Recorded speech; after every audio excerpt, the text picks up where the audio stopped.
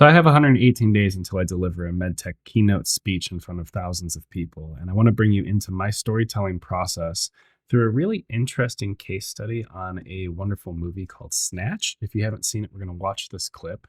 But what I'm wrestling with right now, this is day 2 of my prep, is I want to tell my story out of order, which I think is more compelling and interesting. So a typical story will go in a sequence chronologically. A happened, then B happens, so C happens. And I want to talk about the arc of my career, moving to Japan over 12 relocations as a family to connect with Japanese clinicians, understand their unmet needs, and then direct global innovation on their behalf. But I want to tell that story in different pockets that follows more of this movie's flow of Snatch or a typical Tarantino film where the sequence is out of order. But what's really powerful about this is it's emotionally chronological. The moments are set up to make you feel something in a progression as you weave time around itself. So we're going to get towards a little bit of brainstorming in that space. But first, I want you to experience what this style of storytelling feels like by watching this 2.5 minute clip, which is one of my favorite clips. This is going out on LinkedIn. It's very violent. There's blood and language. But I think it's a great piece of cinema, and it's inspiring me to talk about global healing by watching these lovely characters. So let's just hop in. I'm going to check my audio levels really quick. All right, that's working. And then let's watch it. Enjoy.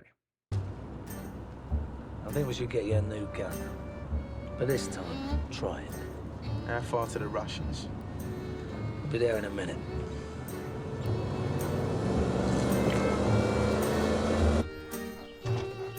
We're coming in. No, not so fast, Lee. We can't take him now. We're gonna have to follow him. You shouldn't drink that stuff anyway. Why? What's wrong with it? It's not in sync with evolution. Shut up. How do you want to get rid of him? Well, do you want to shoot him? It's a little noisy, isn't it? Well, do you want to stab him? Well, it's a little cold-blooded, isn't it? Do you want to kill him or not? I'll cut him. I got a blade. Yeah, that's the spirit. Do they fire? Of course they fire. Yeah, but how'd you know? I mean, they're replicas. What do you know about replicas?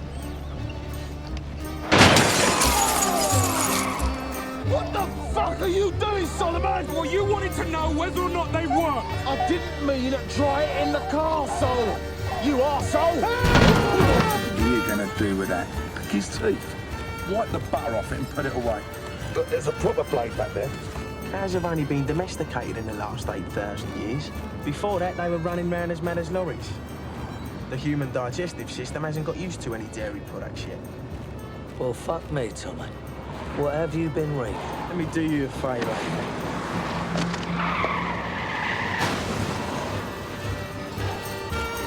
Whoops. You. Want a knife? Me? Oh, no, not me. I wouldn't know what to do with this. It's a knife, for God's sake. What have you used to keep your fork company all these years? A sharp side, a blunt side? Would you want a lesson?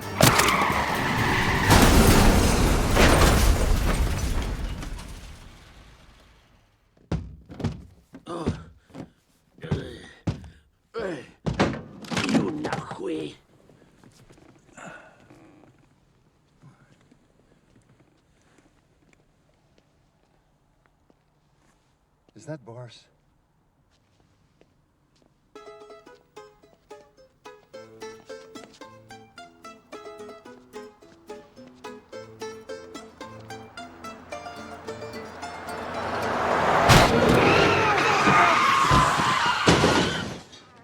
Oh, Tyrone, what have you done?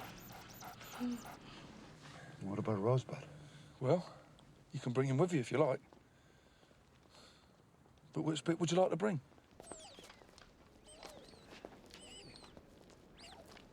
They're getting out. Hold on. Get down and follow them. Cover yourself up, Abby. You're making a scene. I'm sorry for causing a scene, Tony. All right. So let me go back to my sheet. Now, this is a movie I had to watch multiple times growing up in order to actually understand what the heck happened.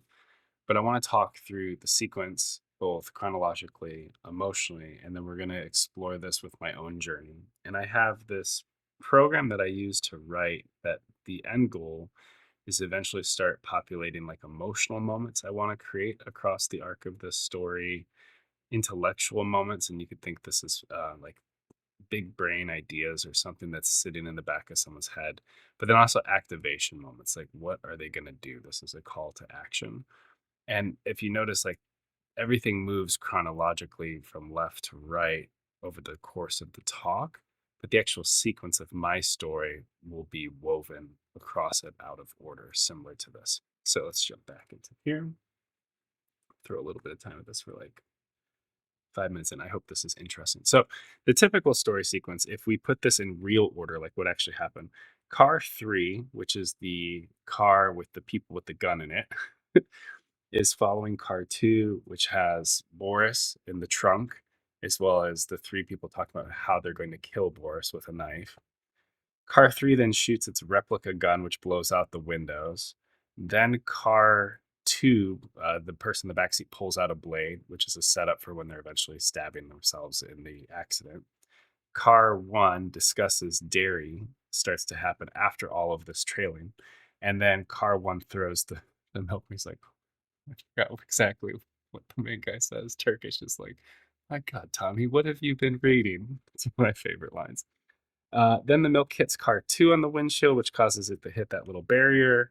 Boris escapes out the back of the trunk, and then Boris gets hit by a car. Now, the way that this progresses chronologically from an emotional perspective, and this is the story we see, is it starts with the setup of Turkish drinking milk and Tommy having a perspective. So it's a discussion on dairy, which creates a lot of really interesting tension because you can sense from the music is a beautiful build, and we'll talk about music, the senses when we're developing a keynote speech. Like there's this tension of something simple and normal is happening, an odd discussion around milk, but you know something's building towards something completely crazy, unhinged, and unexpected because the tension of the Boris backtrack music, that whole thing. Then we see car 3 deciding to follow car 2. Car 3 is the one with the guys with guns. Car 2 is the guys with knives. And then car 2 pulls out the blade. Like at one point, it's like put that butter knife away. Grabs the big one.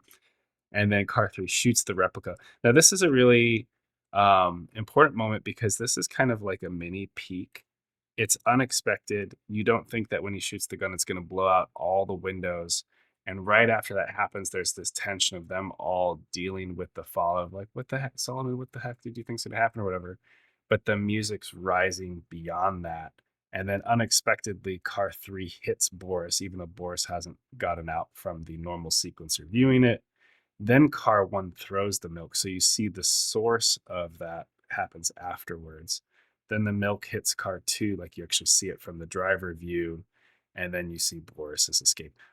And then you see him get hit again. So there's actually a hit here. There's a hit here. So there's an overlap of images. And especially with this moment where you see Boris like stepping and he's like blind, you hear the car's audio increasing like a shepherd tone. And there's just beautiful anticipation here before a moment gets delivered. So the reason I share all this is I'm trying to figure out how to repartition the last decade of my life in a way that creates these emotional moments, but also these moments of hook and anticipation and curiosity loops.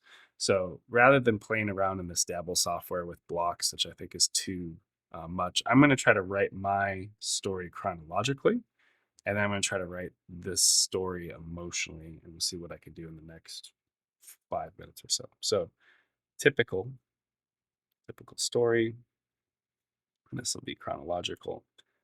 By the way, this is really hard to do, which is why I have 100 days to do it. Chronological. I think I said sequence, right? I'm trying to find my own words. Sequence chronological. I'll flip it this manner. Let's get to work. So for my story,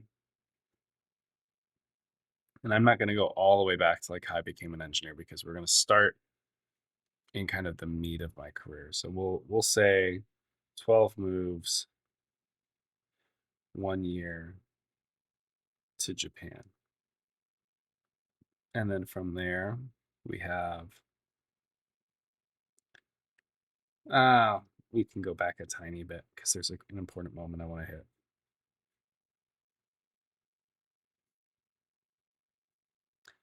But the reason we laid this all out is it like gives us I'm saying us, it's me, but you're part of this journey too. It gives us assets to play around with thematically and to break the story into bite-sized pieces. So you have 12 moves to get 1 year to Japan, 3 kids at the time. Before this, you had 8 years engineer, surgical robotics, which we'll have to hit on. So there's a lot of nerd stuff I can hit on for life-changing transformative technology. 12 moves in 1 year to get to Japan. And then we have, I flipped my pen like 12 times. We have global leadership. Tokyo. So this would include unmet need discovery. Then we have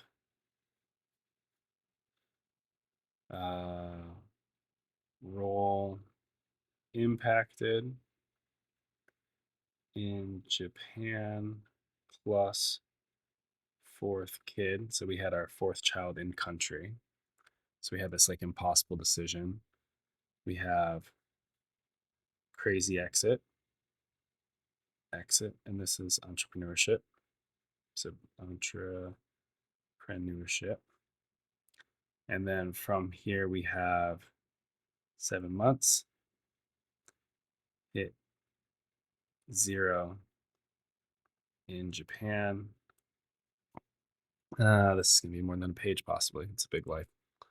We have scorched earth,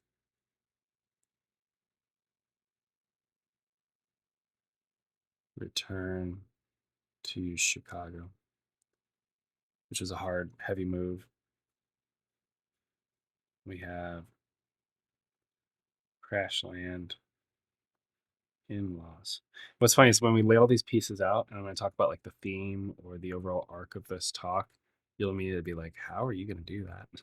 And that's for tomorrow. Crash land with the in-laws, 0, 2x more times, triple down,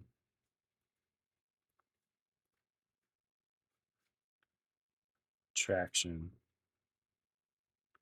plus own house 1 year later. And then you have like big win on stage. Like from there to like, now I'm doing this keynote. If it's just introverted on me.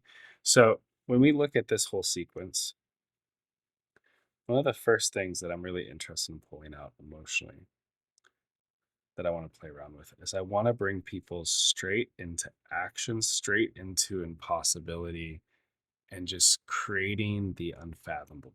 Because total, we've navigated now 16 relocations in 4 years with 4 kids.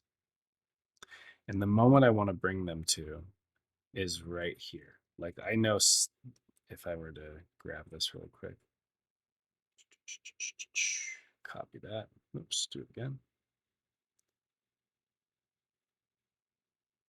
Copy that. Make a new page. Put it over here. Like this is the emotional anchor that starts the journey. And then pull back to origin story. Because the questions, and this is maybe what we want to work on, is like, how Japan? How 0? How surgery? Like, how, why? Like, I want people to understand, like, how did we get here? So anyway, this is all I got time for because LinkedIn only gives me 15 minutes, but more to come. If you're interested in seeing this talk live, there'll be a link eventually. Keep changing the world. See you on the next one.